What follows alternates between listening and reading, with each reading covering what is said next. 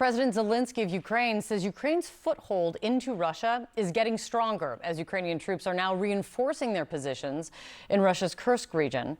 Zelensky also stating clearly, really for the first time, what the mission of this incursion is there, saying that they want to create a buffer zone against attacks by Russian forces across the border. Zelensky also says Kyiv now controls about 621 square miles of Russian territory. But as the surprise incursion now becomes a 2-week-old operational success, what is next? Joining me right now is retired U.S. Army Major Mike Lyons. It's great to see you. Thank you for coming in. Okay. Zelensky, it was kind of assumed what the goal was as it became less of a surprise incursion, but stating for the first time of what the mission is here, to create a buffer zone.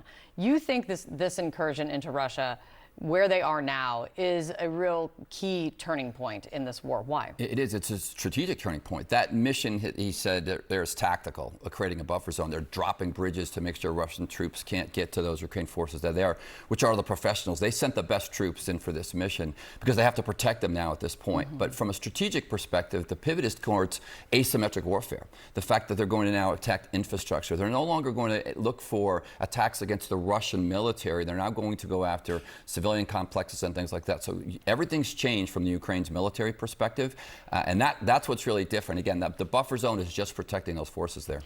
You mentioned the 2 bridges that were taken out over the weekend. It's to cut off the supply lines for the Russians.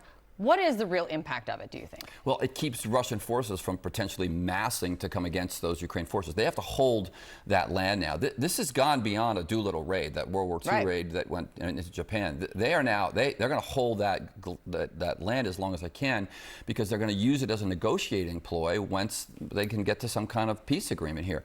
Russia still has that tremendous amount of property in the southern part of Ukraine, about 20% of the total landmass. But what Ukraine military does is pivot and go to a place where Russia is not. Classic Sun Tzu, go where the enemy is not. So I think everything's changed, and I think that there's going to be more political pressure on Putin to do something eventually when he comes out of hiding, whatever he's doing. But his responses are also very limited. Let me ask you about that, because I've been kind of fascinated on how he has responded now 2 weeks in. I mean, it's the largest attack on Russian territory since World War II, and he's headed out of Russia to go on just a visit to another nation. What do you think of his response, or more specifically, his lack of response? Some have described it as him hiding from the crisis. Yeah, I think the Ukraine military calculated that this is what would happen if they were going to be successful. It was all in their risk analysis of doing this mission to beginning, because it was very risky, no question about it. This could have failed miserably. And he's doing exactly what they're thinking now, and he's not going to respond with major strikes. He can't carpet bomb his own territory. He can't carpet bomb inside of Russia to go after these Ukraine forces. So he's looking for someone else to solve the problem, which we've seen him do in the past, and we see doesn't really happen. So Ukraine has the advantage right now, and they're going to keep that momentum going for as long as possible. And it's no small thing, the morale boost you talk about a lot, and what this momentum means as this stalemate has dragged on, this war has dragged on, and what it's meant, and the pain that it has brought to Ukraine. This is no small thing just in that in and of itself. It's good to see you. Thanks for coming in. India says its prime minister will visit Kyiv for the first time since Russia's full-scale invasion of Ukraine 2.5 years ago. Last month, Narendra Modi made a highly publicized trip to Moscow, a visit that was criticized by the president of Ukraine. Volodymyr Zelensky, meanwhile, confirms that the goal of Kyiv's military incursion into Kursk, now nearly 2 weeks old, is to prevent Russian cross-border attacks by creating a buffer zone. It comes as Ukraine attacks strategic bridges in the Russian border region. CNN's Claire Sebastian joining me now live in London with more. Claire, I mean, the attack on the bridges is clearly meant to disrupt, the Russian supply lines. How big of an impact could this have on the eastern front lines where Russia is advancing?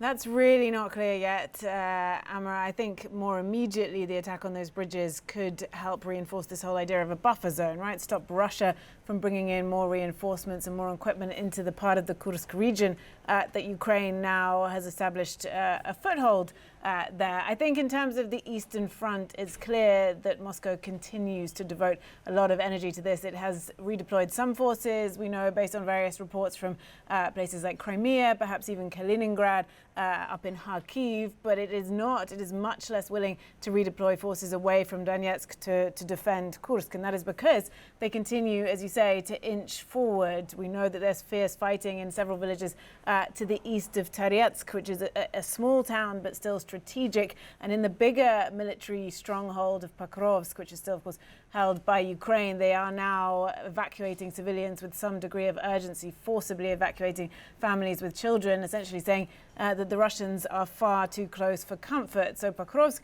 a very important not only military hub, but sort of transport intersection leading to other military strongholds. So that would be a major loss for Ukraine. So I think the message Russia is sending there is that even though this has happened, their territory has been invaded in Kursk, they are not giving up on their goals in Ukraine. And it's remarkable, yes, 2 weeks in that we're still talking about Ukrainian-held territory inside Russia.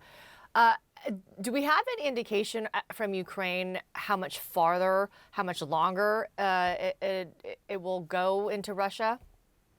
So I think what is clear at this point, some almost 2 weeks in, is that the pace of the first week, where the element of surprise was still there, Russia was still sort of shocked by the whole thing, that has definitely slowed. We're not seeing the kind of lightning advance that we saw at the beginning. They are still, according to the Ukrainians, edging forward in some areas, one about 30 kilometers to the north of the town of Sudzha, which was where the initial assault was focused, a town that they now claim to fully hold. And what we're also seeing, of course, is this consolidation. They've opened a military office in Sudzha. The bridges speak to that as well, the explosions on those two bridges that we've now confirmed. It's all about sort of building up their forces and their control in the territories they currently hold, because of course they continue to maintain that this is defensive and they need to stop Russia from using the Kursk region to fire back into Ukraine. Amra. Claire Sebastian reporting for us there from London. Thank you very much.